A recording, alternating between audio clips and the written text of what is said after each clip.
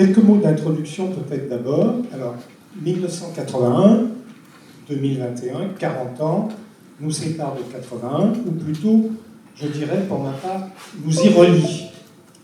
En 81, la culture est devenue un axe majeur de la politique gouvernementale. Parmi les orientations de cette politique figurait la prise en compte meilleure du secteur économique des industries culturelles pour davantage le réguler et davantage en soutenir les acteurs, tout en ayant le souci de la diffusion la plus large possible des œuvres et des pratiques culturelles.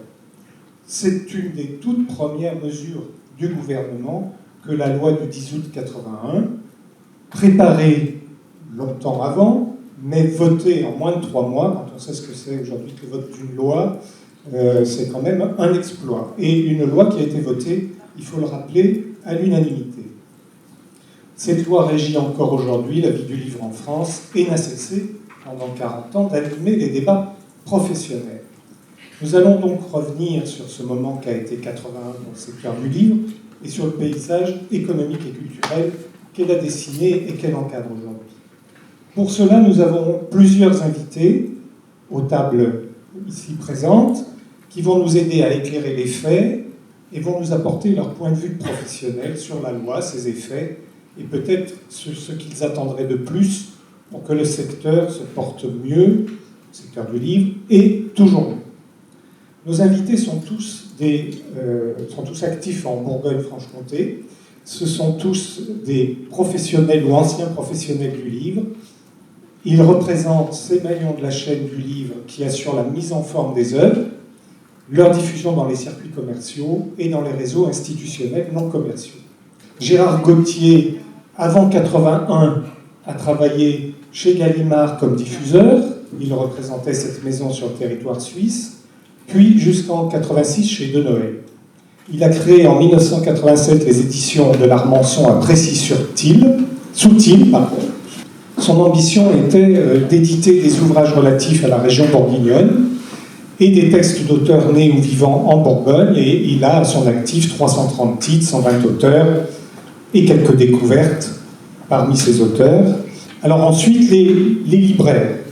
Georges Bassan, qui est à ma gauche immédiatement, après une belle carrière dans la communication et le marketing, au cours de laquelle elle a notamment travaillé pour la FNAC, Georges Bassan s'est installée en Bourgogne, où elle a repris en 1996 la librairie Oblique à Auxerre, qu'elle a revendue il y a quelque temps. Elle a aussi présidé le Centre régional du livre de Bourgogne pendant 6 ans, je crois, et a été vice-présidente de l'agence Livre et Lecture de Bourgogne-Franche-Comté.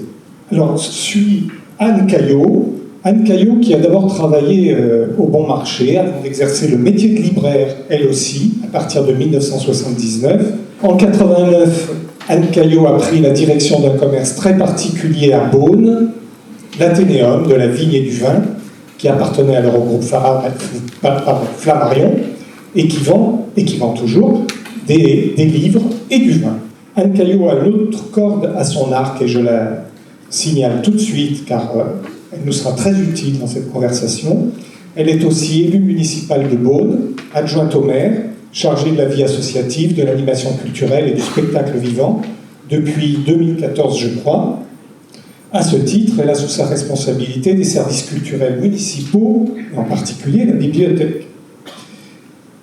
Corinne Dalloz, au bout de la table, qui travaille en librairie depuis 25 ans. Elle a débuté à Écully, dans la banlieue lyonnaise, chez De Citre, avant de gagner Paris, où elle est passée par la librairie de Paris, librairie Gallimard, et puis par la librairie Compagnie dans le quartier latin, et enfin la librairie du Bon Marché.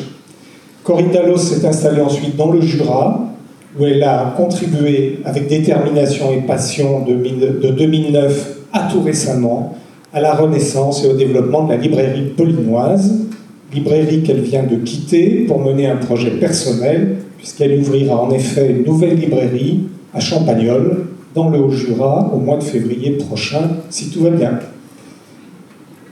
Alors je passe ensuite aux bibliothécaires. Bonjour Chantal Ferreux, je ne l'avais pas vu.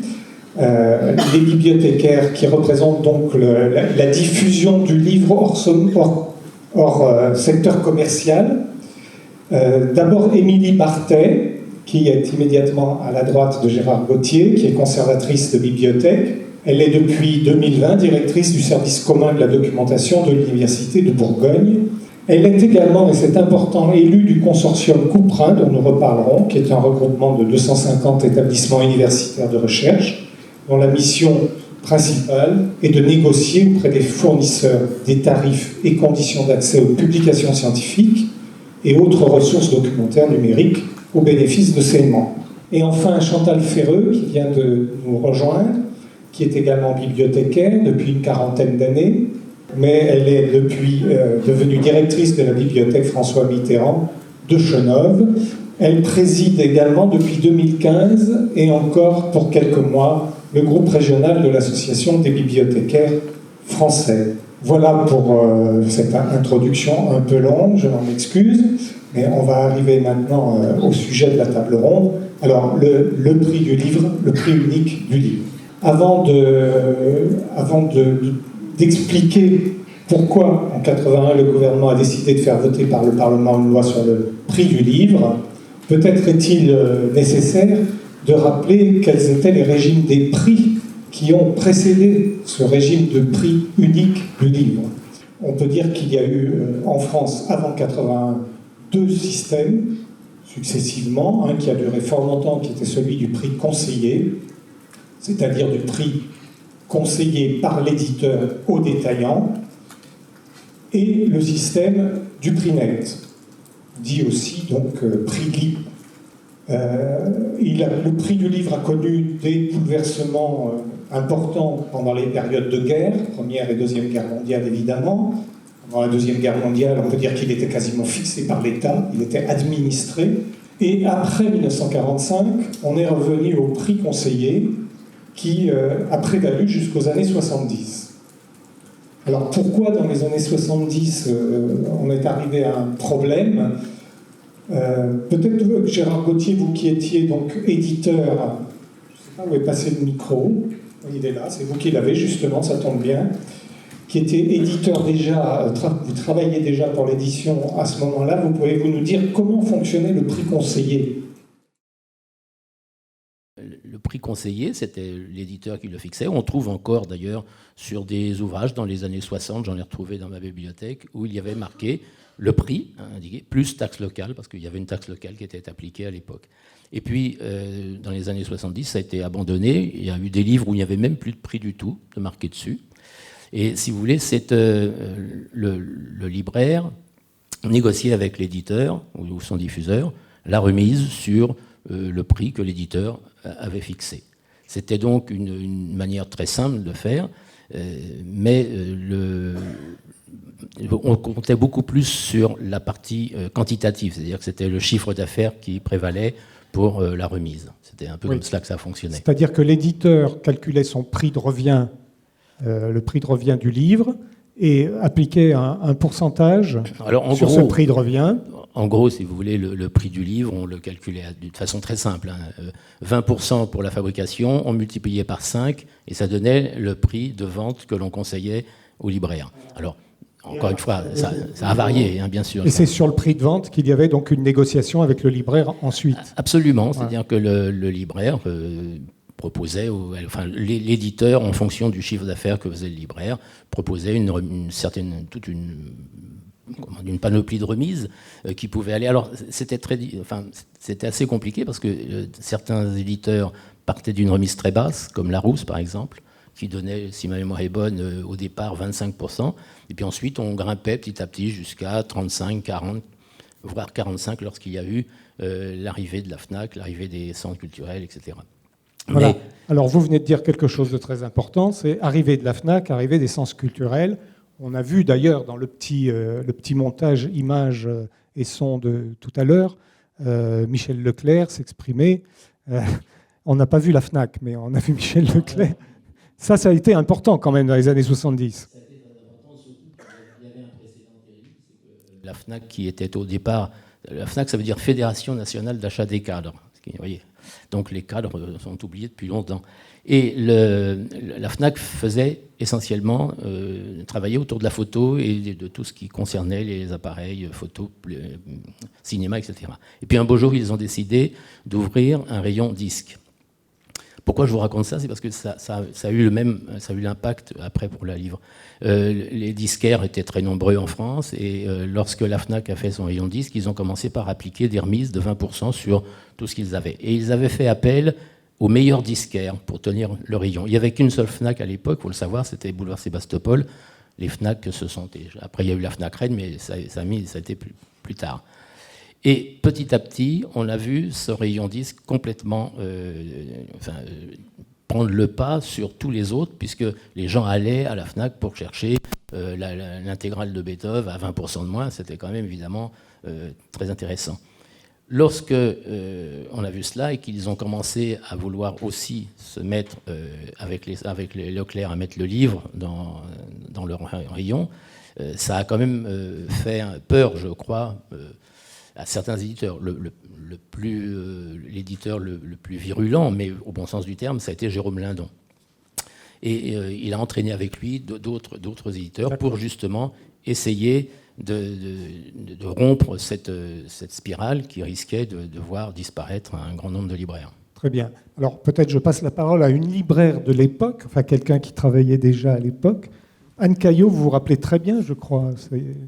Oui, le développement absolument. De la vente dans les grandes surfaces et quel effet ça a eu sur la librairie. Absolument.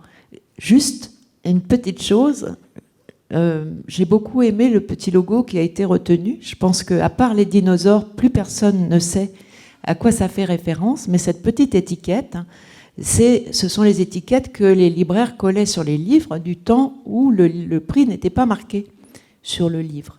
Et d'une certaine façon, ces 40 ans, ça évoque aussi 40 francs, puisque à ce moment-là, comme vous vous en doutez, nous étions encore dans l'ère du franc.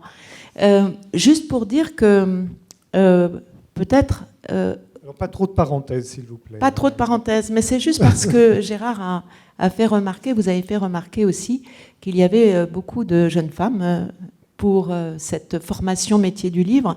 Je voudrais dire qu'il y a 40 ans, le métier de libraire était un métier beaucoup plus masculin et que les choses ont un petit peu basculé, sans doute aussi, alors c'est pas le sujet je sais, mais je le dis quand même, puisque comme vous le savez, depuis quelques jours les femmes travaillent gracieusement jusqu'à la fin de l'année, c'est aussi parce que les salaires dans ces métiers sont malheureusement effectivement plus tout à fait au niveau de ce que ces messieurs attendent d'un travail.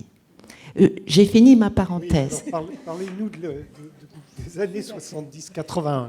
Voilà, donc effectivement, dans les années... alors moi, j'ai commencé en 79, comme vous l'avez rappelé, un tout petit peu avant, parce que étant étudiante, j'ai fait des petits boulots, peu importe, mais c'était déjà dans les mêmes circonstances. Et effectivement, nous étions... Alors surtout Flammarion, c'était quand même déjà une très grosse librairie à Lyon. C'était Flammarion sur la place Bellecour. C'était la librairie de référence avec 2 titres à l'époque. Il y en avait 2. Et cette librairie Flammarion était, je pense, parmi les libraires qui étaient un peu réticents à l'arrivée de la loi Lang, par exemple. C'est-à-dire qu'ils étaient suffisamment gros pour avoir les moyens, d'une certaine façon, d'appliquer des remises qui étaient assez proches de celles de la FNAC. Ça, c'est un peu bizarre aujourd'hui de le penser. Je pense que ces gros libraires aujourd'hui ne remettent plus du tout en cause le prix unique.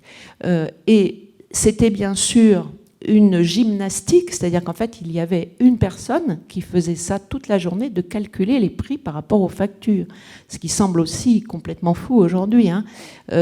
Au niveau... et puis, comme l'a dit Gérard, voilà, il y avait des petits ajustements pour obtenir des petites remises qui permettaient d'avoir une meilleure marge.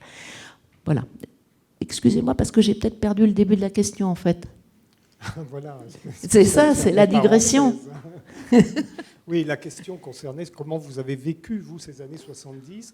Quels étaient qu'est-ce qui a troublé, en fait, le marché du livre à ce moment-là?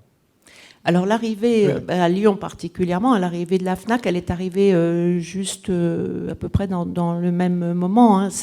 C'était effectivement un bouleversement des équilibres de la distribution du livre. Vous avez bien parlé des disques, ça a été catastrophique et c'est toujours catastrophique. Comme vous le savez, il n'y a pratiquement plus de disquaires. C'est certain que la loi Lang nous a beaucoup aidé les librairies à tenir le choc. Ça, on va en reparler après. D'accord. Restons sur les bouleversements. Dans votre librairie, ça se passait comment ? Dans la librairie où je travaillais, qui n'était pas la mienne, et comme je vous le disais, donc il y avait une personne qui toute la journée faisait les calculs pour savoir à quel prix il était raisonnable de vendre le livre. Et ensuite, il y avait ce qu'on appelait les metteurs à part qui étiquetaient avec des petites étiquettes comme ça. Et nous, libraires, on était là plutôt sur le conseil, hein, vraiment sur le conseil. Et in fine, pour ma part, je n'ai pas vu d'énormes changements par rapport à l'arrivée de la loi Lang et avant la loi Lang, par rapport au prix global, même de ce qu'on a appelé les best-sellers. Il faut savoir aussi qu'à cette époque, parce qu'il faut aussi mettre les choses en rapport, les best-sellers, il y en avait beaucoup, beaucoup moins. Quand on avait Les oiseaux se cachent pour mourir, ça dit plus rien à personne, mais enfin, quand on avait un titre comme ça, ça faisait, grosso modo, ça faisait le business de l'automne. On en avait 4, 5. Est-ce qu'à l'époque, vous étiez inquiet face au bouleversement du marché et chez Flammarion, assez peu, parce que c'était déjà une grosse structure. Mon micro ne marche plus ? Ah, voilà, je le tienne plus près. Bon. Voilà, donc oui, pour dire que Flammarion était déjà une assez grosse structure, ce qui a été compliqué, c'était plutôt la logistique, mais in fine, au niveau de l'arrivée du prix, au contraire, tout a été bénéfique pour nous, ça c'est clair. D'accord. Bon, mais pour vos confrères, ça, il n'en était peut-être pas tout à fait autrement dans les petites librairies lyonnaises, absolument. parisiennes. Sur la place Bellecour, il y avait la librairie des nouveautés. Oui. Certains s'en souviennent peut-être, qui était une librairie, pour le coup, petite librairie assez pointue, enfin même très pointue, qui défendait les petits éditeurs. Chez Flammarion, je suis navrée, mais c'était, même si nous avons connu le début des éditions Verdier, etc., et qu'on avait à cœur de défendre ces catalogues, néanmoins, on avait une grosse machine derrière, et c'était aussi une librairie très importante au niveau, on n'a pas du tout parlé dans l'intervention, c'était une librairie très importante au niveau scolaire, universitaire. Ce qui est un marché très différent, qu'on pourra peut-être évoquer, je ne sais pas. Oui, la librairie des nouveautés, effectivement, avait un gros rayon en particulier de sciences humaines à l'époque, et jusqu'à sa mort. C'est ça. Hélas. Bon, alors vous avez entendu aussi dans les interventions qu'on a eues tout à l'heure en ligne parler de Jérôme Lindon, qui a créé donc en 1977, c'est-à-dire 4 ans avant la loi, l'association pour le prix unique du livre, pas tout seul, et il n'était pas le seul éditeur, parce que Robert Laffont, je crois, faisait partie aussi de ce groupe, mais aussi Fasquelle, si je me souviens bien, et quelques autres peut-être moins importants. Ces éditeurs se sont beaucoup démenés donc, auprès des pouvoirs publics pour que le sujet soit mis à l'ordre du jour, à tel point que ce prix unique du livre a fait l'objet d'une des propositions du candidat Mitterrand dans son programme. C'était d'ailleurs de façon tout à fait symbolique la 100e proposition de François Mitterrand dans son programme politique, et donc une de celles qui ont été mises en œuvre le plus rapidement ensuite, parce qu'il y avait urgence. Alors, Jérôme Lindon, 77, l'association pour le prix unique, quelle a été la réponse des pouvoirs publics à l'époque ? Eh bien, elle a été donnée par un arrêté du ministre de l'économie, René Monory, qui, un peu à la surprise d'un grand nombre de professionnels, mais au fond c'était logique dans le cadre d'une politique gouvernementale qui à l'époque était la libéralisation la plus large possible des prix. Donc un arrêté qui a instauré le régime du prix net, c'est-à-dire en gros du prix libre. René Monory était allé jusqu'à expliquer, on en a eu un écho tout à l'heure, que si le prix conseillé disparaissait, les grandes surfaces ne pourraient plus en faire un argument de vente de la remise.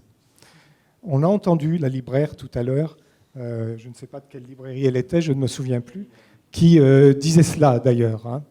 Bon, en fait, c'était une illusion et ce n'est pas du tout comme ça que ça a marché. Et au contraire, la situation s'est terriblement tendue après cet arrêté et donc jusqu'à la loi de 81 qui est venue corriger la situation. Alors, nous allons venir en tout cas maintenant à la loi et nous allons nous pencher sur ses objectifs et sur ses effets. Avant de parler des effets, il faut en effet parler des objectifs. Ils ont été dits plusieurs fois tout à l'heure en ligne, mais peut-être que je vais vous les redonner tels qu'ils étaient dans les attendus de la loi ou dans le texte qui présente la loi aux députés. 3 objectifs étaient poursuivis et nous essaierons d'en parler ensuite tous ensemble. Le premier, c'était l'égalité des citoyens devant le livre, qui devait être vendu au même prix sur tout le territoire national.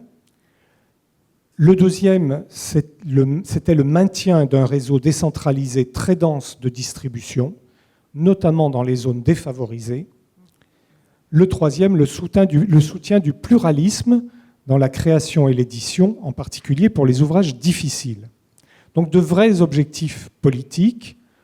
Le prix unique était présenté comme un outil destiné à soutenir l'existence d'une création diversifiée, le réseau de diffusion de cette création, pour toucher in fine tous les Français sur tout le territoire. Alors la première question serait la suivante. La loi a-t-elle favorisé, selon vous, le pluralisme dans l'édition et la diversité de l'édition? Peut-être Gérard Gauthier va nous répondre.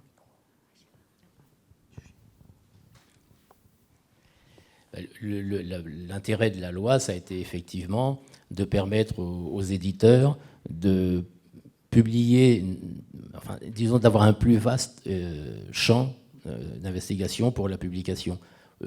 C'est vrai que lorsque on n'avait pas de best-seller aussi important qu'il y a maintenant, qu'on a maintenant, hein, mais ça permettait, lorsqu'un best-seller était dans une maison d'édition, ça permettait à celle-ci de vivre pendant au moins une année, parce que ça lui permettait justement d'investir chez les auteurs plus difficiles. Mais on jouait quand même sur la corde raide. Parce qu'il ne faut pas oublier qu'à l'époque, rien ne permettait d'empêcher Leclerc, la Fnac ou autre de vendre les livres beaucoup moins chers. Enfin, moi, si je prends le cas de Gallimard, de Noël et de quelques autres où j'ai travaillé, c'était aussi la grande période des sciences humaines. C'est-à-dire qu'on avait des rayons de sciences humaines exceptionnels dans les librairies. On a parlé de la librairie des nouveautés, mais il y en avait d'autres. Il y avait la librairie de Chan à Paris, enfin bref. Et c'est vrai que c'est des livres qui demandaient des investissements très lourds. Si on voyait un Le Goff ou un Nora vendu 20% de moins cher à la Fnac, le petit libraire qui avait fait l'effort, ou le libraire indépendant qui avait fait l'effort de le mettre en avant, de le travailler pendant des années, il faisait évidemment grise mine. Donc là, je pense que ça a vraiment permis pendant un grand nombre d'années même, parce que les sciences humaines sont un peu tombées maintenant, mais en tous les cas, à l'époque, ça allait aider vraiment. Donc je pense que ça a sauvé certaines maisons d'édition même, carrément. Alors, ça a sauvé certaines maisons d'édition, dites-vous. Est-ce que ce sauvetage a concerné aussi les petites maisons d'édition? Peut-être je vais demander, tiens, à Georges Bassan. Oui, à mon avis, effectivement, ça a eu un effet assez fort. Moi, je prends toujours l'exemple de l'Angleterre, dans la mesure où, moi, quand j'ai commencé la librairie dans les années 90, l'Angleterre venait de quitter le prix unique du livre. Et très vite, dans les temps qui ont suivi, le nombre de libraires, bien entendu, de petits libraires, de libraires indépendants a baissé. Il y a eu une grosse concentration de librairies, mais également au niveau des maisons d'édition, il y a eu une concentration, une disparition d'un certain nombre d'éditeurs plus passionnés, plus niches, comme on dit, qui ont disparu également. Et puis au bout du compte, en plus, alors que l'on disait que la libéralisation du prix allait favoriser la concurrence et faire baisser le prix pour le consommateur, eh bien, tout à fait à l'inverse, le prix a augmenté. Donc, ça n'a été ni au profit des lecteurs, ni au profit d'un certain nombre de petites maisons d'édition, ni au profit des libraires. Voilà. Mais donc, c'est un bon exemple de... Oui. Mais est-ce que vous diriez que, grâce à la loi, vous avez pu, vous, dans votre librairie, proposer des petits éditeurs, des toutes petites maisons, les maintenir? Oui. Que... Par exemple, j'avais un rayon poésie. J'avais un rayon poésie, il y avait environ 200 à 300 titres qui ne tournaient pas très fortement, mais qui étaient là et donc qui stimulaient à certains moments l'envie. Et si on intervenait en termes de conseils, ben, ça faisait exister des choses. Bon, certains... Quand on est libraire, on essaye toujours de peser les livres que l'on garde et les livres que l'on retourne, ne pas avoir trop de fonds parce que ça coûte cher, mais en même temps avoir du fond, c'est ce qui fait exister auprès du public. Et ben la poésie, je ne la retournais jamais. C'est un principe. Je vais me tourner vers Émilie Barthès, peut-être pour lui demander si elle pense que la diversité de l'édition a aussi touché largement le domaine scientifique ou de sciences humaines, qui est plutôt celui des bibliothèques universitaires. Oui, alors pour le coup, l'avantage de cette loi, elle a permis, en tout cas pour les budgets documentaires alloués dans les universités, voilà, de travailler de manière plus lissée, plus pérenne, et d'obtenir aussi une qualité de dialogue avec nos libraires dans le cadre des marchés publics. Il faut quand même leur rappeler que nous sommes très contraints en tant qu'acheteurs publics, mais du moins voilà, à travailler sur le contenu, sur la rapidité d'approvisionnement, sur la mise à jour des fonds, et aussi la capacité à obtenir des ouvrages plus anciens et de garder toujours cette capacité, alors ça tant du côté des marchés publics que du côté du dialogue avec les libraires, voilà, ce fameux fonds d'ouvrages parfois certains épuisés, la possibilité aussi d'acheter hors marché, justement ce marché de l'antiquariat. Donc tout ce qui a pu contribuer à, on va dire, à lisser voilà, ces rapports a été le bienvenu en bibliothèque universitaire. Et est-ce que l'édition régionale n'a pas non plus eu à se féliciter de cette loi? Est-ce que ce n'est pas un peu grâce à elle que vous avez pu être présent un peu partout sur le territoire? Il est certain qu'en arrivant en 87, après l'expérience que j'avais eue, c'est sûr que le fait de pouvoir vendre mes livres aussi bien à Nevers, à Dijon, comme c'était régional, je parle de la région bien sûr, sans voir de différence de prix, les trouver à la FNAC quand ils voulaient bien en prendre, et au même prix également que dans les librairies. Donc ça a été un apport supplémentaire. Enfin, disons que je suis parti sans trop de difficultés de ce côté-là. Après, les négociations des remises, c'est autre chose. Mais le fait d'avoir ce prix unique a permis quand même, pour moi en tous les cas, de démarrer en toute quiétude. Cela dit, je voyais arriver de temps en temps dans les salons des gens qui disaient vous êtes dans les salons, vous me faites un prix. Non, le prix il est marqué. J'irai à la FNAC. Oui, mais vous irez à la FNAC, vous le paierez de toute façon seulement 5% si vous êtes membre. Parce qu'ils avaient eu, il ne faut pas oublier de ça, ça a été aussi un des bénéfices de la loi, c'est-à-dire qu'on a empêché la FNAC de continuer à faire 5% à tout le monde. Il fallait être membre de la FNAC. Et ça, je pense que ça aussi, ça a aidé. Enfin, c'est des tas de petites choses qui ont découlé de cette loi, qui ont permis aux uns et aux autres, et aux libraires, et aux petits éditeurs, de tenir le coup. Il y a peut-être une chose quand même oui. qu'il faudrait préciser, vous en avez parlé à propos des marchés publics. Dans cette loi langue, il y avait, on va peut-être en parler, mais il y avait des critères très spécifiques de remise. Et ça a été un peu compliqué à mettre en place, mais je pense que ça a vraiment aussi probablement aidé une partie des libraires. Oui. On va reparler de ce sujet, bien sûr. Tout à l'heure, nous avons entendu Françoise Benamou donner un nombre de librairies en France. Elle parlait de 2400 librairies. Bon, c'est très, très compliqué de dénombrer les librairies. En fait, le chiffre qu'elle a donné, c'est celui des librairies qui se déclarent libraires auprès du syndicat de la librairie française. Donc, ça ne comprend pas toutes les librairies. Ça comprend des librairies indépendantes, et ça ne comprend pas tous les points de vente. Aujourd'hui, on estime qu'il y a plutôt 25 000 points de vente du livre en France, tout compris. Si on prend les grandes surfaces spécialisées, pas spécialisées, les maisons de la presse et tous les lieux où on vend du livre, et ils sont absolument multiples. Mais on estime plutôt que le nombre de librairies indépendantes au sens classique du terme est plutôt de l'ordre de 3500. Bon, alors, c'est à savoir, c'est un chiffre à retenir peut-être. C'est d'ailleurs ce qu'on constate sur le terrain, ce que j'ai pu constater moi en Bourgogne-Franche-Comté. On a, sous la surveillance de Marion, j'avance le chiffre de 70 librairies indépendantes en Bourgogne-Franche-Comté. Il y en a à peu près d'ailleurs autant en Bourgogne qu'en Franche-Comté, ce qui correspond à peu près à ces 3500 en France. Voilà. Et donc 70 librairies qui permettent quand même d'irriguer le territoire, parce qu'on trouve des librairies, on ne va pas dire partout, on ne va pas dire dans toutes les petites villes, il y a même des villes moyennes où on a du mal à avoir des libraires, mais il y en a quand même. Et on peut penser, je ne sais pas si quelqu'un veut s'exprimer là-dessus, que c'est quand même une des raisons pour laquelle la loi a été importante. Peut-être Corinne Dalloz d'ailleurs, parce que vous connaissez bien le cas des petites librairies de notre région avec celui de Poligny. Bonjour à tous, pardon. Effectivement, alors moi je n'ai pas connu le passage à la loi du prix unique du livre. Par contre, je peux parler des conséquences et de ce que j'ai vécu dans mon expérience de libraire professionnel depuis une vingtaine d'années.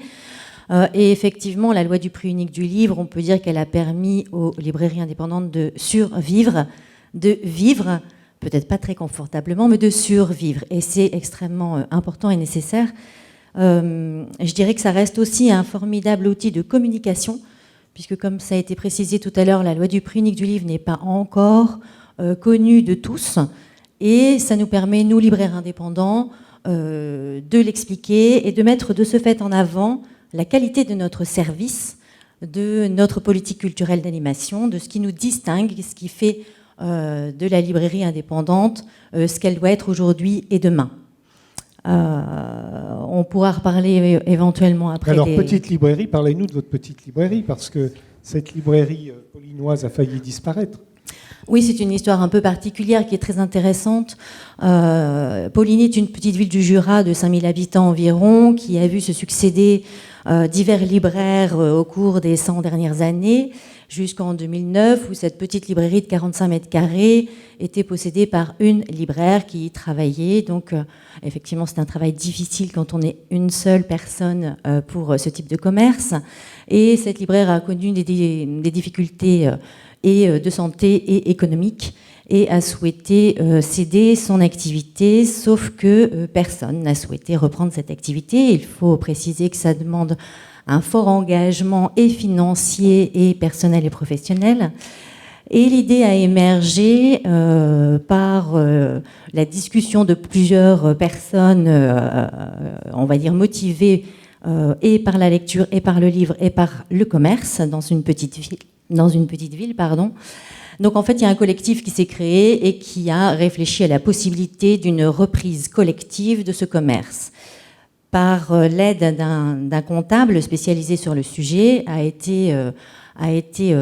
émergé la possibilité de créer une SAS, donc une société à action simplifiée, qui permet d'avoir un nombre important d'actionnaires sans alourdir le fonctionnement de cette entreprise.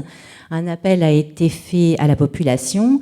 Et en octobre 2009, plus de 80 actionnaires ont cassé leur tirelire, avec l'appui d'une banque bien sûr, pour pouvoir racheter cette entreprise, qui a donc eu un fonctionnement depuis 12 ans et qui continue, avec une structure administrative composée d'une présidence, d'un conseil de surveillance, d'un président de conseil de surveillance, d'un directeur général et une libraire professionnelle, en l'occurrence mon humble personne, qui a pris la gestion quotidienne, culturelle et commerciale de ce petit commerce, qui a réussi à reconquérir une clientèle, une bonne activité, et qui est passé d'un commerce de 45 mètres carrés à l'acquisition d'un immeuble avec agrandissement à ce jour. Et donc c'est une librairie qui est labellisée depuis et qui continue son travail avec l'équipe qui reste, puisque je suis partie effectivement depuis peu. Est-ce qu'elle existerait sans la loi de 81 ? Je pense qu'il serait très difficile pour des librairies sur le territoire d'exister sans la loi du prix unique du livre, parce que même si à Poligny, si on parle de ce territoire-là, il n'y a pas de concurrence avec une FNAC, un centre culturel Leclerc et autres, cependant aujourd'hui, on a la concurrence des plateformes. Et donc s'il n'y avait pas cette loi du prix unique du livre, on ne pourrait pas défendre le livre dans ces conditions commerciales intéressantes qui permettent de survivre. Oui, on a entendu tout à l'heure que la FNAC pratiquait à l'époque, avant 81, des remises de 20%, Leclerc aussi, voire plus. Alors Michel Leclerc disait que les libraires avaient une marge commerciale de 35 à 40%. Qu'est-ce que vous en pensez, Corinne Daillon ? Alors, il serait très intéressant qu'on puisse...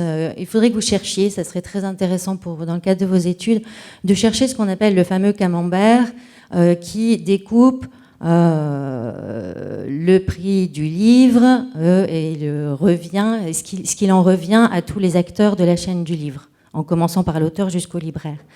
La plupart des études qui amènent à ce camembert oublient une chose, donc fouillez vraiment. Je pense que sur le site du SLF, vous pouvez trouver des choses intéressantes, et du CNL. Ce camembert ne prend pas en compte les charges qui sont inhérentes à chaque maillon de la chaîne du livre. Et c'est vrai que souvent, on a tendance à faire croire, dans les médias qui ne réfléchissent pas toujours à fond, pour certains, que le libraire se prend une énorme marge. Et le libraire, néanmoins, a besoin de payer son loyer, d'être informatisé professionnellement, de payer son personnel, de payer son loyer, etc., etc. Et donc, finalement, il ne reste quand même pas grand-chose. Si on vend un livre à 10 €, il reste peut-être 1 euro, 50 centimes d'euros, une fois qu'on a payé toutes nos charges. Et à Poligny, quelle était votre marge commerciale Alors, moyenne ? alors ce qui est très intéressant, c'est que comme je crée en ce moment une librairie, j'ouvre des comptes chez les fournisseurs. Et c'est là que c'est très intéressant, parce que je me rends compte que quand je peux faire part aux fournisseurs de l'expérience que j'ai eue au bout de 20 ans, quand j'arrive à communiquer sur ça, effectivement, je peux démarrer avec des remises intéressantes. Mais quand on négocie ces remises de départ à la création sans pouvoir présenter notre projet avec la qualité, excusez-moi ça paraît pas très humble, mais c'est néanmoins, je me permets de le souligner, là tout change. Et c'est extrêmement important. Donc effectivement... Vous voulez dire que gagner des points de marge, c'est très important ? Je pense que pour renforcer la loi du prix unique du livre, il y a une réflexion à mener sur les remises qualitatives auprès des fournisseurs. Voilà. Et ce n'est pas le seul combat à mener, parce qu'effectivement, les auteurs, les traducteurs et autres. Georges, chez Oblique, quelle était votre marge commerciale moyenne ? De mémoire, j'ai du mal à le dire, parce que c'était il y a 10 ans, mais Vous c'était savez si c'est 30, autour de 35%, 36-37%, parce que... Et vous, elle était bonne, à votre avis, par rapport à un commerce de librairie moyen ? Pour la taille de la librairie, c'était une assez bonne rémunération. Et si vous aviez fait des remises de 20% ? J'en étais incapable, soyons clairs.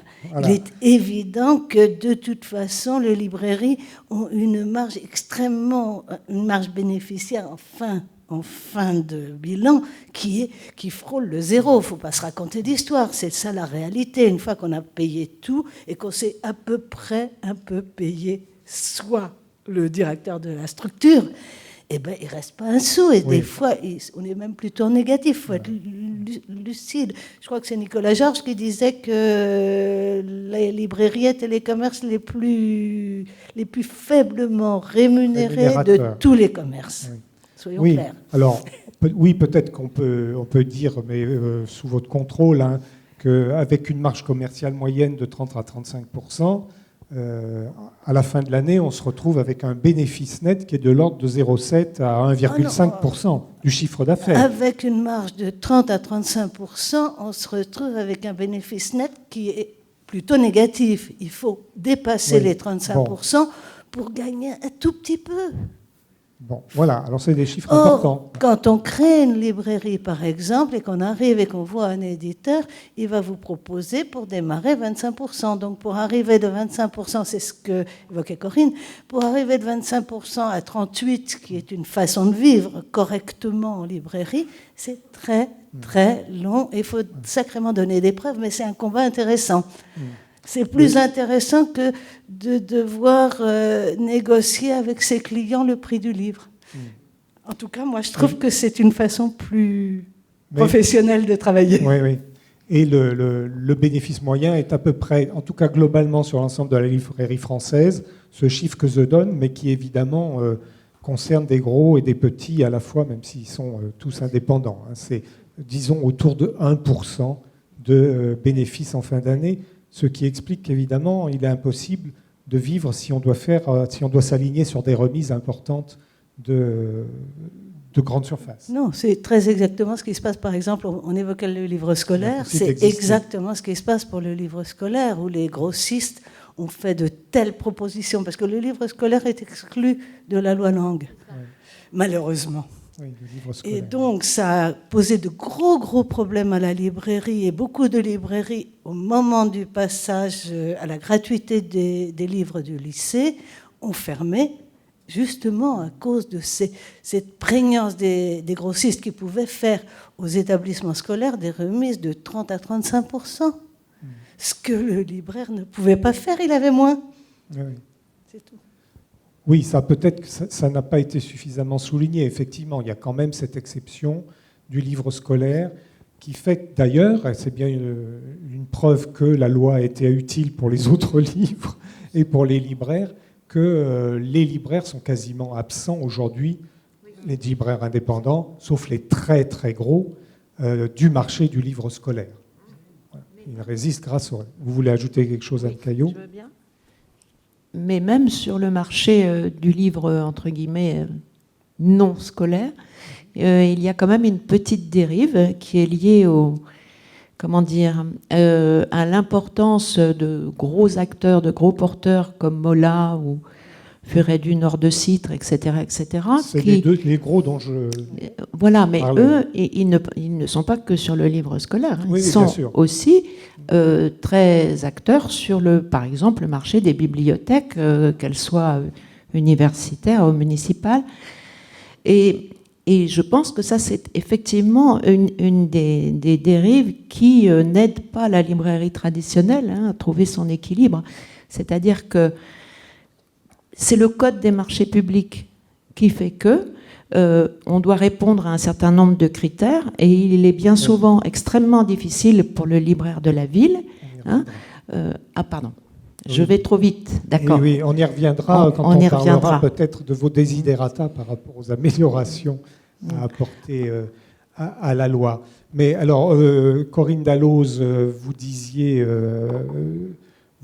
quoi d'ailleurs ? J'ai perdu ma question. Oui, non, vous disiez que la loi avait permettait aux libraires de survivre, mais est-ce qu'elle a sauvé tous les libraires ? C'est pas évident. Qu'est-ce que vous avez constaté sur le terrain en tant qu'éditeur au cours de votre carrière ? Gérard Gauthier. Alors, si on prend tout... Alors, je vais parler de mon cas personnel sur les 30 ans d'activité des éditions de l'Armançon en Bourgogne. Pas la Franche-Comté, puisque à l'époque, j'avais quelques clients en Franche-Comté, mais occasionnels, parce que quand on fait des livres régionaux et qui traitent vraiment de la région, c'est déjà ça resserre le marché. Mais lorsque j'ai ouvert cette maison d'édition, il y avait, en gros, j'avais au tout départ l'ouverture de 300 comptes clients. Lorsque j'ai fermé les éditions d'Armançon en 2018, je n'en avais plus d'actifs que 100. C'est-à-dire que sur... Non, il n'y avait pas 300 libraires, c'est des points de vente. C'était des points de vente, c'était des libraires. Non, je parle de libraires, de maisons de la presse, de libraires papier. Pratiquement aucune grande surface parce que c'était une de mes... Enfin, c'était très personnel, je ne voulais pas travailler avec elle pour des tas de raisons, mais surtout des raisons éthiques. Enfin, je trouvais qu'en fondant cette maison d'édition, je m'étais basé sur les libraires, c'était donc à moi de défendre les libraires. Bon, ce que j'ai essayé de faire, même après, quand j'ai été président du centre régional du livre, voilà, on a travaillé ensemble avec Georges. Elle a oublié simplement de dire que si en Bourgogne, un grand nombre de libraires ont fermé à la suite de la gratuité des livres, c'était aussi la technique qui avait été acceptée, enfin qui avait été donnée par la région, car dans d'autres régions de France, il y a eu un peu moins de dégâts. Bon, ça c'était juste une incidence.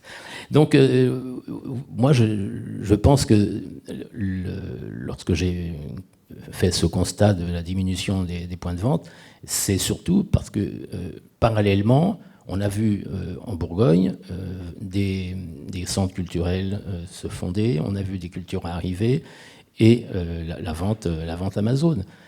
C'est certain que lorsque vous êtes au fin fond du Morvan et que vous avez juste un point de vente qui ne peut pas avoir tous les livres, ben vous avez une tendance à travailler avec Internet. Mais j'avais pris une idée, je l'ai pris à Georges, hein, donc je lui rends hommage.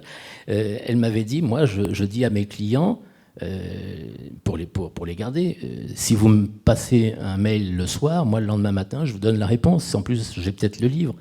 Et je l'avais soumis à d'autres libraires en leur disant, mais ne restez pas pieds et poings liés, et bougez, prenez des techniques contemporaines, voilà.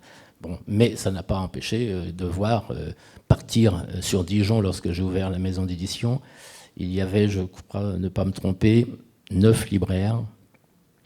Il y en a à l'heure actuelle 4, à peu près. Et il y a une réflexion qu'avait faite Madame Benamou tout à l'heure, en disant « J'étais catastrophée en quittant le RER et que j'allais à l'université, il n'y avait pas une seule librairie sur mon chemin. » Eh bien, on peut en dire la même chose à Dijon, car il y avait tout près de l'université, il y avait la librairie Flammarion qui s'appelait Flammarion Université et qui a disparu. Oui, tout à fait. Alors, ce constat-là, on peut le faire pour la plupart des régions. Pour avoir travaillé pendant 25 ans à la direction régionale des affaires culturelles, je peux dire qu'à l'époque, je tenais un tableau des librairies qui s'ouvraient, qui se fermaient, qui se reprenaient, etc. Et que pendant 25 ans, j'ai décompté beaucoup plus de fermetures que de création ou de reprise. Mais vraiment beaucoup plus. Je dirais cependant que depuis une dizaine d'années, il y a une reprise des ouvertures sur les fermetures et une reprise, c'est pour donner de l'espoir à tous les jeunes qui veulent se lancer dans la librairie, une reprise qui est assez forte et continue. Ce n'est pas des chiffres gigantesques, mais ça compte quand on n'a que 70 librairies. On en reparlera peut-être. Catherine Laperrière. Alors Catherine Laperrière, que je présente rapidement, qui est libraire à la librairie Zadig de Saint-Claude, dans le Haut-Jura. Je ne sais pas si c'est le moment, mais comme il y a plein de jeunes ici, j'aimerais pouvoir les interroger, ou celles qui veulent s'exprimer sur leur fréquentation aux librairies, et comment est-ce qu'elles, s'ils achètent des livres déjà, et puis comment est-ce qu'elles les achètent. Parce qu'on se rend compte, nous, que les jeunes, même les tout jeunes, ils achètent beaucoup sur Amazon, et que Amazon, c'est vraiment la grosse bête qui va tous nous bouffer. Libraire, même avec un prix protégé, et les autres commerces aussi. Alors, si vous voulez bien, et parce qu'on a un temps limité, je propose qu'on reporte la réponse à la fin de cette demi-journée. Ah, vous êtes là jusqu'à quelle heure? Dites-nous vite. Ah ben si, non, mais la fin de la demi-journée, je disais, hein, pour qu'on puisse avancer dans le débat, mais la question est effectivement importante et ça permettra aux jeunes peut-être de préparer leurs réponses d'ailleurs. Moi, je voulais simplement dire que ce n'était pas 70 librairies en Bourgogne-Franche-Comté, mais 90. 90 maintenant? Oui. Alors, on ne compte peut-être pas tout à fait de la même façon non plus. Vous savez, comme c'est compliqué d'avoir des critères pour dénombrer 90 librairies indépendantes, voilà, donc avec un chiffre d'affaires. Bon, alors, c'est le dernier chiffre mis à jour à la date d'aujourd'hui par l'agence Livre Lecture, ouais, dont c'est le travail d'ailleurs de faire cette mise à jour. Donc, on la remercie de le faire avec efficacité et complétude, qui plus est. Par rapport au maintien du réseau des librairies sur leur territoire, est-ce que vous y aviez un intérêt ou est-ce que pour vous c'est assez accessoire par rapport à vos préoccupations Alors moi, je vais parler des bibliothèques municipales. On n'est pas du tout dans le même périmètre que les bibliothèques universitaires. Les bibliothèques et les libraires travaillent ensemble, doivent travailler ensemble, et les bibliothèques ne peuvent pas exister sans les librairies et ne peuvent pas exister sans des libraires compétents qui sont capables de nous conseiller sur des choses qu'on ne verrait pas. Et en effet, moi qui suis donc une vieille bibliothécaire, j'ai connu la loi Lang, j'ai connu l'arrivée de la FNAC à Dijon. C'était violent l'arrivée de la FNAC à Dijon. Il y a eu des mouvements contre l'arrivée de la FNAC à Dijon. En effet, j'ai connu plein de libraires qui ont disparu. La librairie Romain Roland, la librairie qui était Place du Théâtre, qui était spécialisée jeunesse, une librairie qui était spécialisée polar et science-fiction, qui était rue Charrue. Donc oui, la librairie vers l'université. Donc oui, j'ai vu disparaître un certain nombre de librairies. La loi Lang, je pense qu'elle a permis en effet d'éviter une disparition totale de la librairie indépendante. Je suis sincèrement persuadée que s'il n'y avait pas eu ça, on aurait en effet la FNAC, Cultura, puis les gros Mola de Citre et le Furet du Nord. Mais que le petit libraire, alors il y en a en effet qui n'ont pas survécu, aurait disparu. Mais un réseau de librairies indépendantes, de libraires compétents, ça demande de l'énergie, c'est du travail. C'est du travail aussi pour les bibliothécaires, qui sont contraints aussi par les lois sur les marchés publics, puisque nous ne pouvons pas... Enfin, le seuil des marchés publics a été remonté quand même il y a quelques années à 90 000 € hors taxes annuelles. Donc ça a permis aussi à un certain nombre de bibliothèques de se dégager des contraintes des marchés très, très, très compliqués à monter et très compliqués à dépouiller, puisque le prix du livre étant unique, voilà, quand vous avez des offres...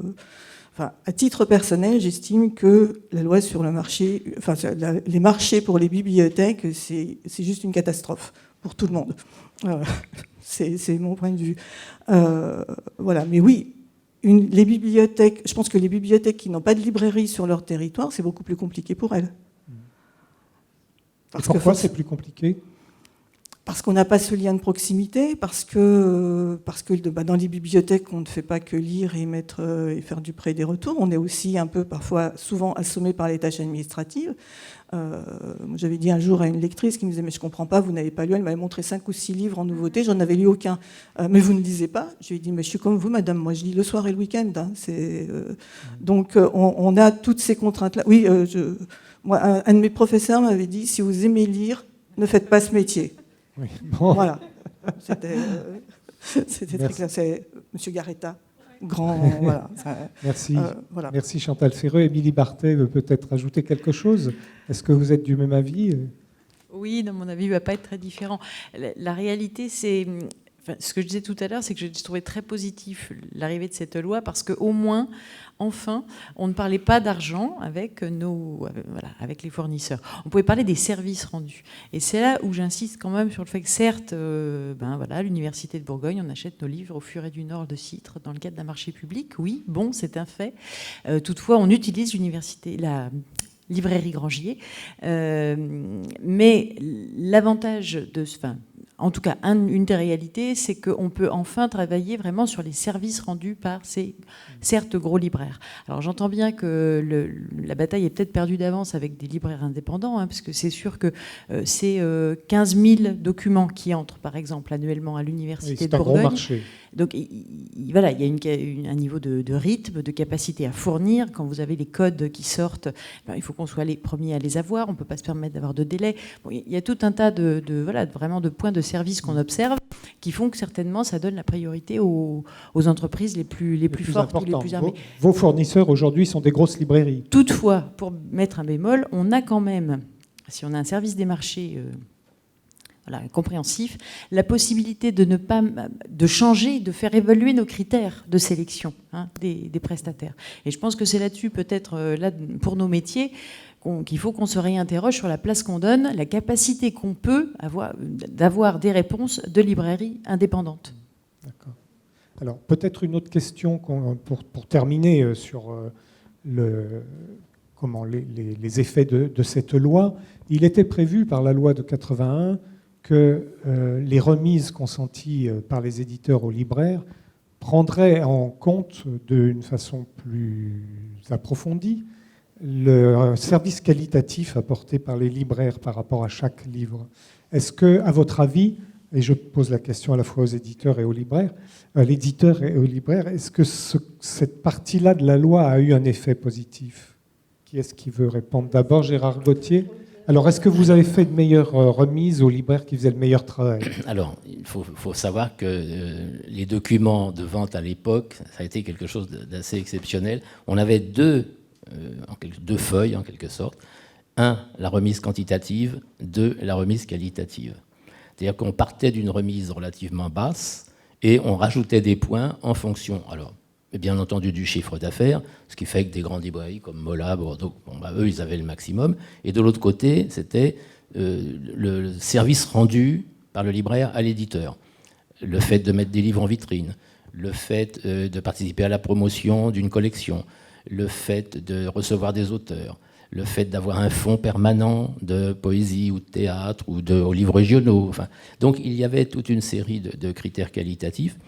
Et évidemment, le piège, c'était que des libraires qui avaient déjà des remises très importantes réclamaient évidemment la même remise, même s'ils ne faisaient pas systématiquement tout ce qu'on leur demandait sur le plan qualitatif. Est-ce que vous les consentiez, ces remises? Alors, on va dire qu'on avait trouvé un biais, oui, on arrivait à les consentir. Alors quelquefois, on diminuait un tout petit peu la remise quantitative, on expliquait aux libraires qu'on jouait en réalité sur le qualitatif, et vice-versa. Mais très vite, le système était un peu pernicieux, parce que très vite, on s'est rendu compte qu'on retombait à peu près tout le temps sur le même style de remise qu'on faisait auparavant. D'accord. Est-ce que c'est la constatation que vous faisiez dans votre librairie? Oui. On retombait toujours sur les mêmes remises, finalement en plus sur le quantitatif que sur le qualitatif? Oui. Très honnêtement, sur les contrats en question, de temps en temps, j'appelais un distributeur en disant « mais je ne comprends pas pourquoi je n'ai pas tel tant de points puisque je fais ça ». Et on me répondait en général « oui, mais vous avez un niveau de remise qui est de votre statut, donc on ne peut pas vous en rajouter. » Déjà élevé, oui. Je pense que c'est aussi une constatation que vous faisiez à Poligny, c'est-à-dire que les libraires ne sont pas mieux traités que les grandes surfaces. Oui, non, effectivement. Et puis, ce qui est intéressant, c'est que là, comme je suis en cours d'ouverture de compte chez des fournisseurs, je me rends compte qu'on ouvre le compte chez le fournisseur. Donc, ce sont des données purement administratives de dossiers qu'il faut remplir. Ensuite, vous avez le contact avec le représentant de votre secteur avec qui vous négociez votre remise. Mais jamais on ne reprend la grille des conditions générales de vente en disant j'ai un demi-point parce que j'ai un logiciel professionnel, j'ai un demi-point parce que... Donc effectivement, tout ça est fait un peu à la louche, parfois à la tête du client.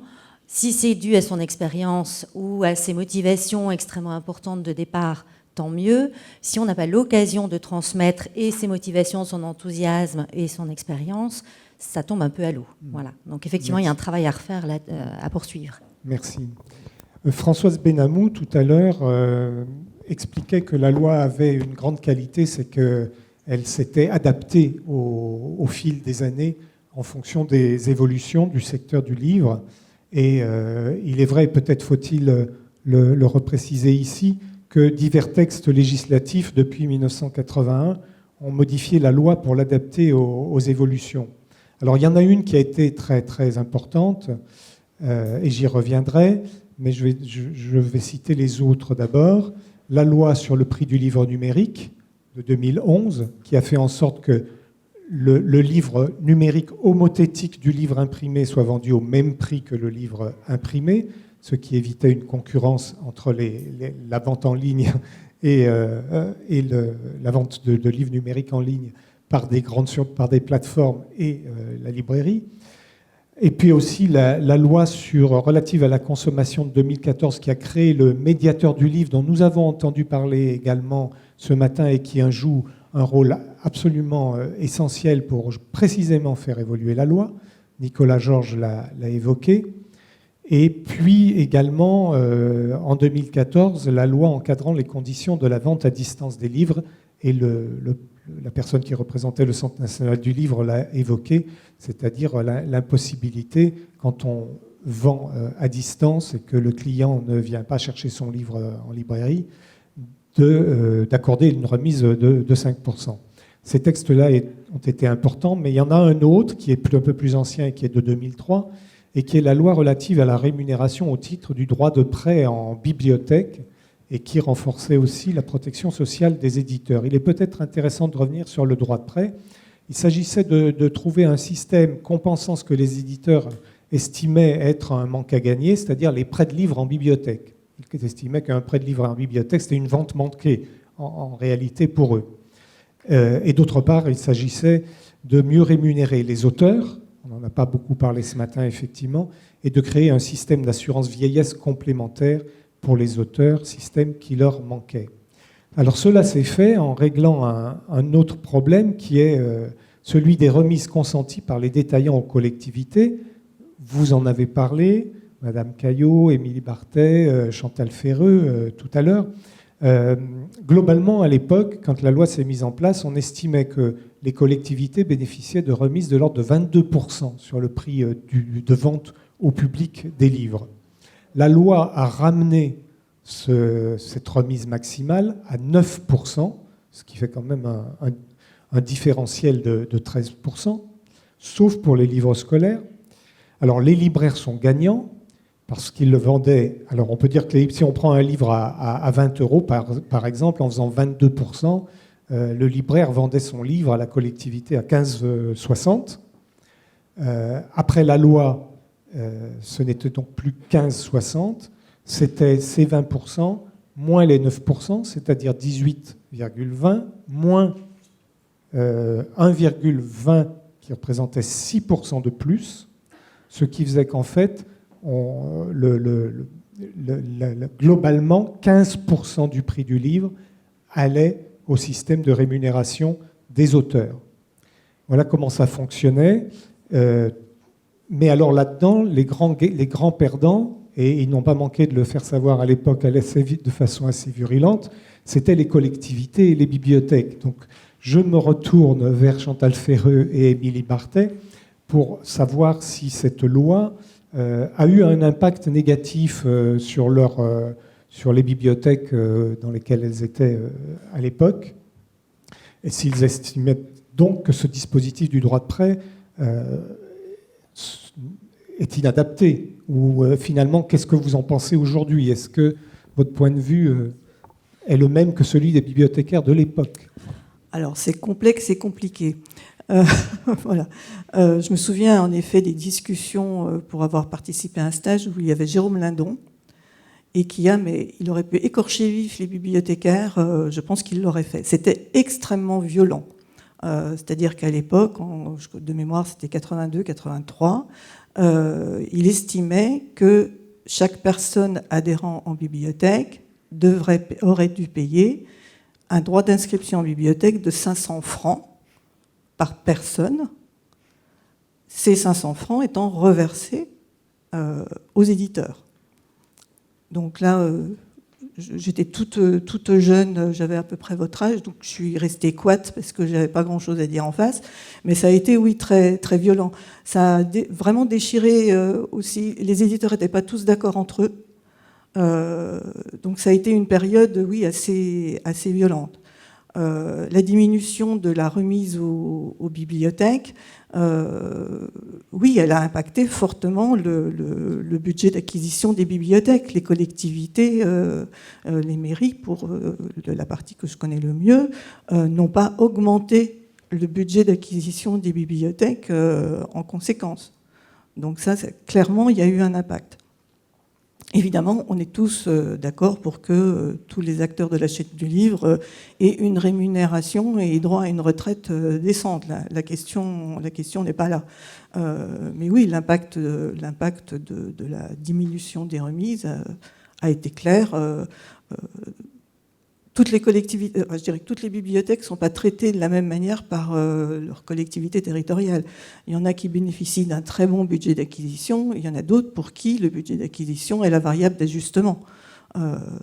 Donc les situations sont extrêmement contrastées suivant les collectivités territoriales, et cette situation n'est pas en lien direct avec la taille de la collectivité territoriale. Il y a des petites mairies qui font des efforts pour maintenir des budgets d'acquisition. Il y a de plus grosses structures pour qui, voilà, ce n'est pas forcément là où c'est le plus important. Merci. Émile Barthé. Là où le constat est partagé, c'est que les budgets d'acquisition des bibliothèques universitaires, ils n'augmentent pas aussi vite qu'en le reste d'Europe. Voilà. Pour le cas de notre université, son budget a diminué de 46% depuis 2014. Donc il faut faire face à cette réalité et il faut la corréler avec aussi la baisse des prêts. Je vais oser le dire, le nombre de prêts de livres imprimés en bibliothèque, là c'est national, baisse d'année en année. On lutte de toutes nos forces, bien sûr, pour inverser cette tendance, mais il y a une autre tendance, c'est peut-être un point qu'on abordera, c'est la lecture en ligne, qui toutefois, elle, existe, se développe, est parfois très contraignante, est parfois pénible, mais l'usage complémentaire du papier et de l'électronique, j'espère qu'on pourra en parler, il existe, il est là. Et en tout cas, c'est ce qui nous fait dire que les étudiants ne lisent pas moins, mais qu'ils lisent différemment. Donc j'aimerais bien aussi qu'elle puisse c'est-à-dire que nous en parler. Quand vous parlez de baisse des prêts, vous parlez des prêts de livres physiques, voilà, mais qui est compensé donc par le numérique. Peut-être j'aimerais passer la parole à Mme Caillot pour qu'elle nous donne le point de vue. Je voulais juste dire qu'en effet, la baisse des prêts est une réalité. Enfin, ça monte, ça descend. Et vous parliez tout à l'heure de la méconnaissance de la loi Langue. Moi, j'ai eu une discussion hier avec une de mes filles qui ne savait pas que le prix du livre était le même partout. Donc il y a une vraie méconnaissance de ce prix unique et de ce qu'on doit dire pour non Amazon. Elle est pourtant bien placée pour savoir, mais enfin, bon. Alors, je passe le micro à Anne Caillot. Votre point de vue sur cette question-là ? Alors, en tout cas, pour la collectivité que je représente... Je crois que vous pensez qu'on devrait on n'aurait pas dû faire cette loi et que je pense les bibliothécaires pourraient utiliser l'argent autrement. J'ai un double point de vue, puisque quand ce système a été mis en place, j'étais également libraire, et qu'il faut savoir que peut-être on peut considérer que le libraire, du coup, a une meilleure marge dans l'absolu que ce qu'il avait précédemment sur les ouvrages vendus aux collectivités. Or, quand on sait ce que ça représente, que la déclaration à la Sophia, et que malgré tout, le coût du travail est un coût réel, je ne pense pas que le libraire ait fait une très très bonne affaire dans cette histoire. Par ailleurs, effectivement, mais comme vient de le rappeler Madame, les budgets d'acquisition des collectivités, particulièrement des petites collectivités territoriales, n'est pas extensible. Donc il est bien évident que le taux d'acquisition global a baissé de facto. Après, on peut discuter aussi sur, puisqu'on parlait de la baisse des emprunts physiques, c'est quelque chose qu'on constate grosso modo dans toutes les bibliothèques, je pense. Après, il faut aussi voir comment est-ce qu'on peut réinventer ce qu'est la bibliothèque d'aujourd'hui. C'est sûr que... alors moi, je suis un dinosaure, comme d'autres, mais quand j'étais étudiante, comme vous, je passais mon temps à la bibliothèque, mais parce que je n'avais pas d'autres moyens pour aller chercher de l'information. Aujourd'hui, l'information, elle nous englobe, elle nous entoure, et bien sûr qu'il y a un énorme changement. Alors, je parle bien sûr des emprunts qui concernent le savoir. Ensuite, si on parle, par exemple, de la lecture qui serait une lecture plus plaisir, ou en tout cas, disons, de littérature, on voit bien, alors peut-être à Dijon un peu moins, mais dans les endroits où il y a des transports en commun importants, on voit bien qu'on commence à lire sur toutes sortes de supports. Et effectivement, les bibliothèques n'ont pas trouvé vraiment le rendez-vous pour ces supports numériques, c'est-à-dire on fait dans la bibliothèque des accompagnements à ces nouveaux supports de lecture. Néanmoins, on est très mauvais à Beaune en tout cas, hein, peut-être qu'ailleurs c'est mieux, mais nous, on n'a pas trouvé le bon système pour, en fait, prêter du numérique. C'est extrêmement compliqué aujourd'hui. Oui, alors je pense que la situation est très différente entre les bibliothèques municipales et les bibliothèques universitaires. Émilie Barthès va nous le confirmer. Oui, enfin justement, on a essayé dans les bibliothèques universitaires de prêter les fameuses tablettes, tout ce que vous voulez. Ça n'est pas un usage qui s'installe, ce sont des appareils qui à un moment nécessitent des configurations personnelles. Et il y a des expériences dans plein de BU où on propose des tablettes ou sur place ou en prêt. Mais pour l'avoir... Alors voilà, et donc si on parle du contenu, là je vais renvoyer la balle aux éditeurs. Non. Il va passer. On peut passer la patate chaude. Non, je vais simplement, la taille de mes éditions faisait que je ne faisais pas appel au numérique et que, alors on a dit dinosaure, moi hélas je suis vraiment un dinosaure et dans ce domaine-là j'ai pas voulu me lancer. J'étais poussé par la jeune femme avec qui je travaillais, qui était une de mes anciennes étudiantes, qui s'y serait bien mis. Bon, moi là j'étant là, j'ai dit non, stop, je laisse le soin aux autres de s'en occuper. Merci. Alors le temps passant, je crois qu'on va essayer de passer aux améliorations qui restent à apporter à la loi. Nicolas Georges l'a évoqué un petit peu ce matin.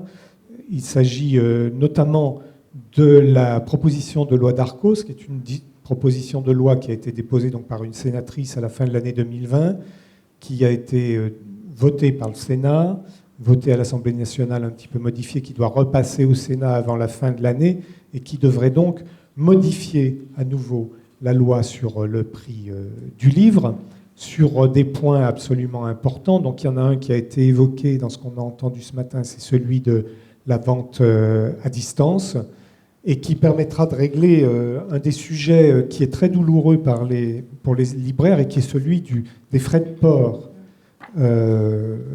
Qu'est-ce que ça coûte, Corinne Dalloz, à un libraire d'envoyer un livre à un acheteur?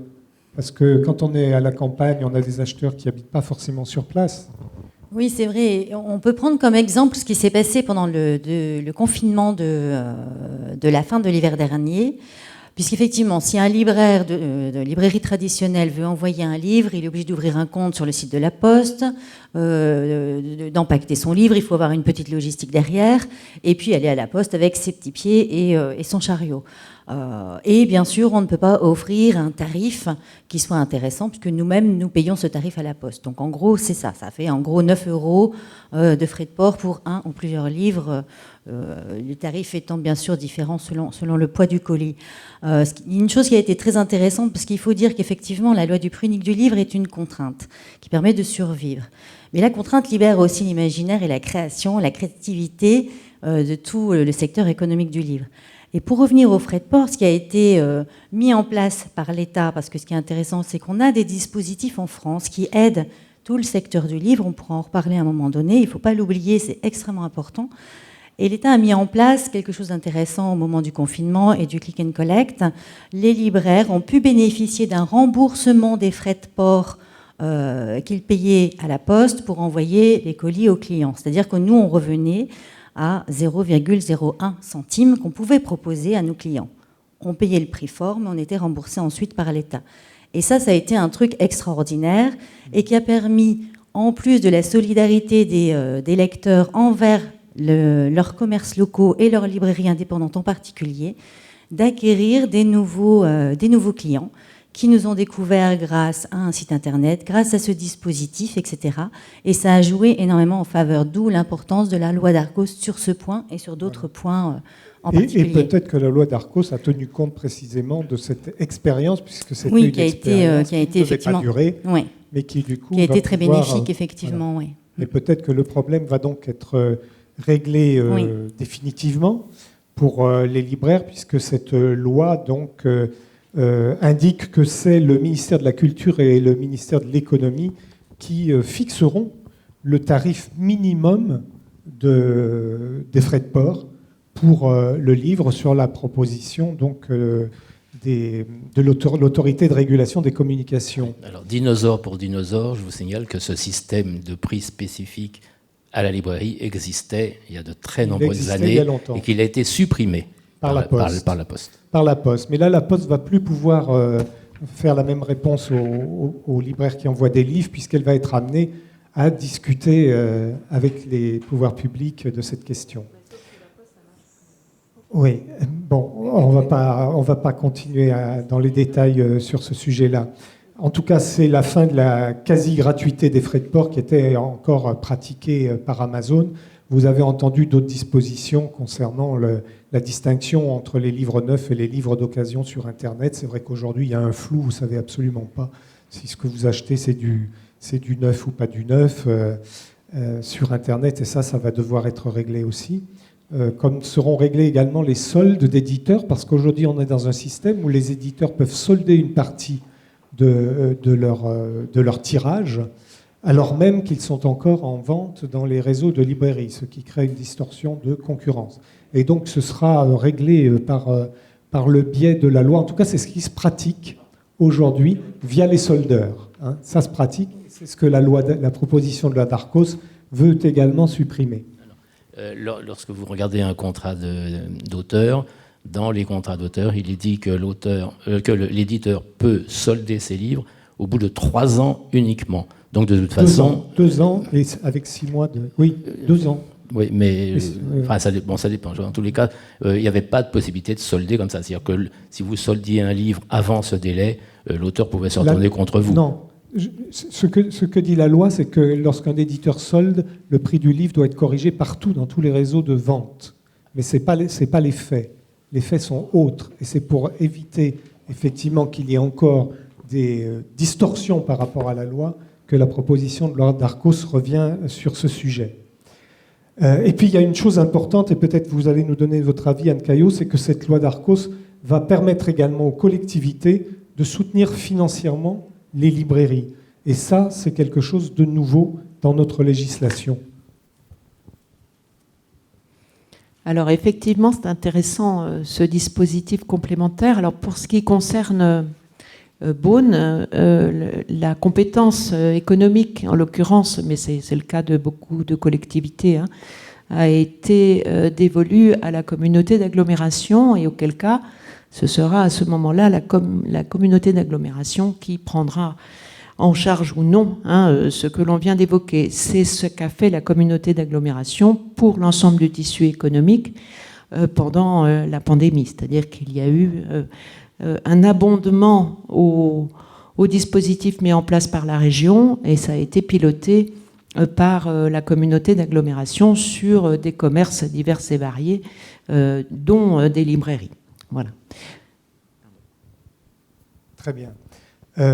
Peut-être, avant de conclure, pourriez-vous, les uns et les autres, nous dire si vous voyez d'autres améliorations qui sont à apporter à cette loi dans les années prochaines. C'est d'ailleurs un sujet qui va être débattu cet après-midi également en ligne. Qui est-ce qui veut prendre la parole ? Corinne, je crois que vous êtes pour la suppression de la remise légale de 5%. Alors effectivement, nous avons évoqué ensemble ces 5% qui sont donc... qui ont été faits au départ à la FNAC systématiquement, qui ont ensuite été réduits et faits uniquement si on avait la carte adhérent de la FNAC, et qui se fait en librairie traditionnelle, généralement sur présentation d'une carte de fidélité, avec inscription dans la librairie, ou par le biais de dispositifs de type carte avantage jeune, carte d'étudiant, carte de prof, etc. Un peu à la discrétion des libraires. Et c'est vrai que je ne suis pas contre un système de fidélisation. Est-ce qu'il doit passer par un côté financier ou pas ? Et surtout, je trouve que le plus grand risque, à la rigueur, alors c'est vrai que ça bouffe notre marge, hein, c'est important.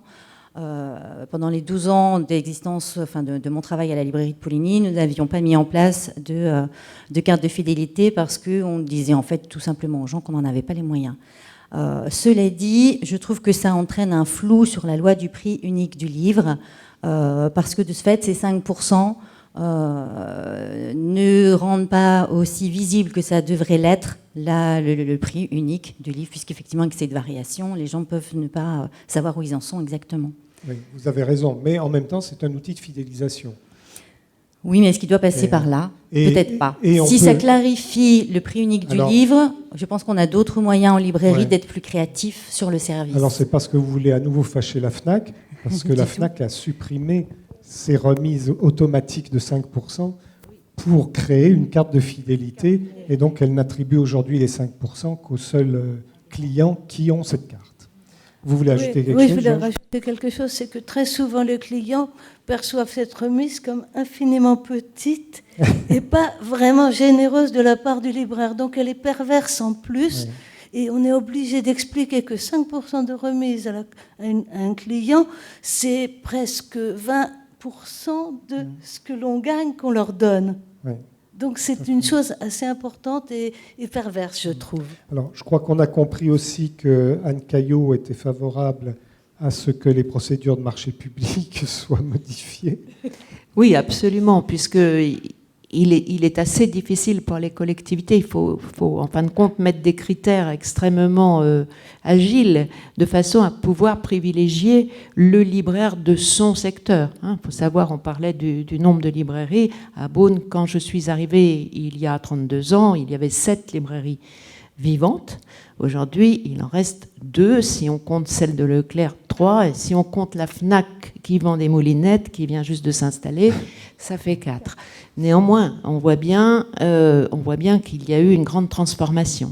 Je voudrais juste 2 petites expériences sur l'histoire des 5%. Donc, à l'Athénéum, toute minuscule. Première, l'Athénéum, nous avons historiquement une carte de fidélité qui donne droit à 5% aux clients. La pandémie a fait que il fallait retrouver de la trésorerie, donc on a mis en place un nouveau système qui est une carte de fidélité qui donne droit à une remise totale de 5%, mais au bout de 5 achats. En fin de compte, ça a permis à la librairie de retrouver un peu de trésorerie. En même temps, le client, il a le sentiment qu'on lui en donne plus au moment où on lui donne. C'est pas si mauvais, c'est un des avantages de la pandémie. Par ailleurs, mais je vous raconte ma vie de famille, ma fille travaille dans une librairie lyonnaise qui s'appelle Passage. Passage a fait une très bonne librairie. Passage a fait le choix au moment de la pandémie, pour traverser ce moment difficile, de supprimer complètement la carte de fidélité sans trouver de... Et ça a été extrêmement compliqué pour les libraires qui sont en face à face, de justifier à chaque fois, et les choses n'ont pas été si bien prises que ça. Je pense que malgré tout, c'est un élément important de la fidélisation du point de vente. C'est pas le seul, on le sait bien. Est-ce que, au sein de l'université, la question vous amène à dire qu'il faudrait modifier les choses, ou est-ce que votre souci il est plus sur l'accès aux ressources numériques? Oui, pardon. Effectivement, en l'état, pour être clair, pour l'association des personnels de direction des bibliothèques universitaires, la DBU, qui représente à peu près notre profession, ça n'est pas, j'osais le dire, ça n'est pas un sujet. C'est-à-dire que tout ce qui peut l'améliorer, bien sûr, on sera très attentif et très intéressé, mais dans notre fonctionnement quotidien, c'est pas une problématique. On ne souhaiterait pas qu'elle soit remise en cause, évidemment. Par contre, effectivement, là où il y a une attente forte des bibliothécaires universitaires, elle est toujours sur l'offre numérique de nos éditeurs français et universitaires, et pas qu'universitaires. Et c'est là où voilà, un consortium comme le consortium Couperin fait tout ce qu'il peut pour être dans ce dialogue le plus constructif, le plus riche, le plus créatif avec les éditeurs avec lesquels on travaille de longue date, et que pour autant on déplore quand même encore une offre timide avec, on le sait, des modèles économiques qu'on peine à trouver. Et pour tous les acteurs, bien sûr, il faut payer les auteurs. Bien, voilà, tout ça, on l'a dit et on ne remet pas ça en cause. Ce qu'on fait entendre, c'est qu'il y a un usage qui existe, il y a un usage qui est là. Plus il sera encouragé, plus il sera simplifié, plus la lecture gagnera. Voilà, c'est un peu le discours du bibliothécaire. Continuons tous ensemble, acteurs de la chaîne, à encourager, à faciliter la lecture. Alors, je crois qu'on va être obligé de s'arrêter. Je voulais juste dire que pour les bibliothèques municipales, oui, les marchés publics, il y a eu un premier pas dans le relèvement du taux, enfin du seuil à 90 000 euros. Si on pouvait remonter le taux encore plus. Ça sera alors, vous savez mieux. que c'est quelque chose qui peut éventuellement se faire, mais en général pas sans l'accord de l'Union européenne. il faut être assez vigilant sur cette chose-là, car les lois de la concurrence sont sévères. Mais malgré tout, le taux a déjà été remonté, donc, parce qu'il était très très bas. À une époque, il était à 20 000 euros, il est passé à 90 000 euros, ce qui est quand même une très très nette amélioration. Et en fait, la quasi-totalité des collectivités petites et moyennes peuvent absolument se passer de mise en concurrence lourde. Ils peuvent aller de façon assez simple. Bien, nous arrivons au terme de cet échange. Malheureusement, nous avons eu beaucoup de choses à voir ensemble et je regrette qu'on n'ait pas pu donner la parole aux étudiants et aux étudiantes, mais ils sont toujours là, nous sommes toujours là. Vous allez pouvoir parler avec les invités si vous voulez et puis poser des questions en fin de journée et faire savoir ce que vous avez retenu de cette journée. Pour ma part, je pense qu'on peut dire que malgré tout, nous sommes à peu près tous d'accord pour dire que cette loi n'a pas été inutile.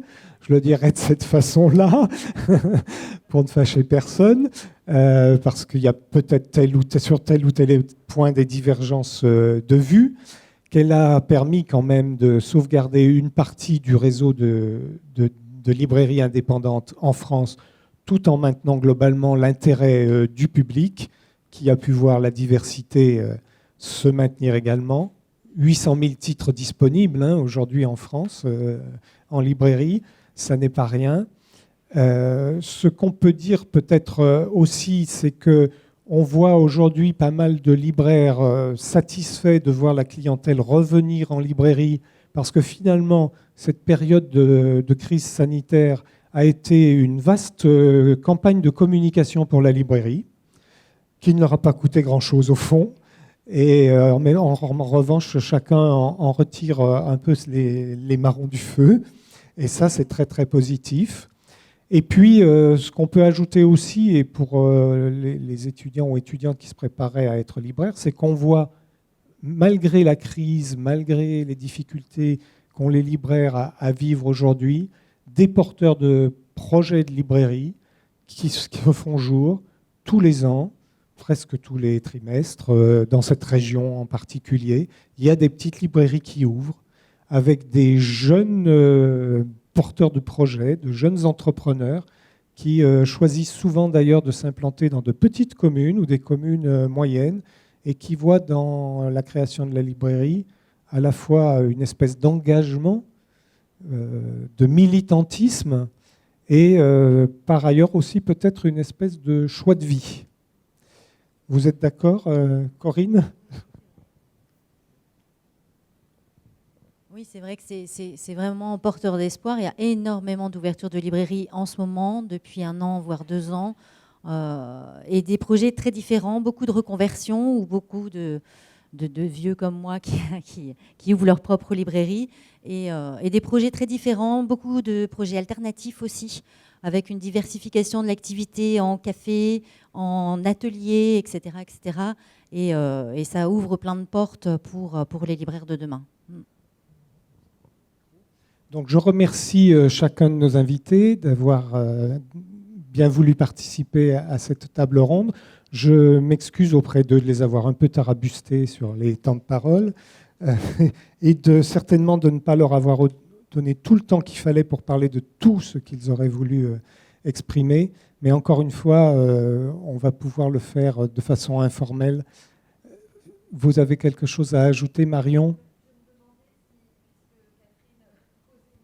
Ah oui, c'est vrai, j'avais promis à Catherine qu'on reviendrait. Alors, est-ce que des étudiants souhaitent répondre à la question de Catherine Laperrière ? Souhaitez-vous la répéter ? Oui, mademoiselle. C'était sur l'usage de la librairie, c'est ça, par les étudiants.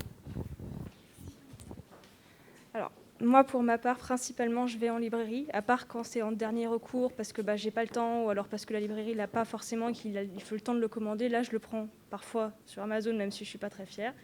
Mais principalement, c'est en librairie que je vais, parce que on veut être des futurs acteurs de métier du livre, c'est pour ça que la plupart de nous sommes là. Et donc, c'est pas normal de pas faire marcher un des acteurs de métier du livre si on veut devenir un des acteurs soi-même. Voilà. On en a une deuxième. Madame Fougère permet à une deuxième étudiante de s'exprimer. Moi, moi, je suis à la base originaire d'une petite ville de 20-25 000 habitants. Et ça a toujours été quelque chose dans ma famille d'acheter localement, que ce soit pour les livres ou ailleurs, et d'éviter de commander au maximum sur Internet. Et donc c'est pareil pour les livres, j'ai toujours été en librairie et j'achète très rarement, par exemple, en grande surface. Et même dans mon lycée, quand il fallait acheter des livres à lire, tout de suite, ils nous disaient dans la librairie, ils l'ont. Donc on nous a toujours encouragés à acheter en librairie et même pour avoir fait un petit stage là-bas, ils nous disaient que c'est une des seules librairies indépendantes aux alentours et que parfois les gens font une demi-heure de route pour venir en librairie. Et ça, c'est un stage que j'ai fait il y a peut-être 3-4 ans. Donc, bon, pour dire que ça continue encore et que même dans les petites villes, ça persiste. Quelqu'un d'autre ? Non ? Bon, j'espère que vous êtes représentative des jeunes étudiantes d'aujourd'hui. Merci à tous d'être venus.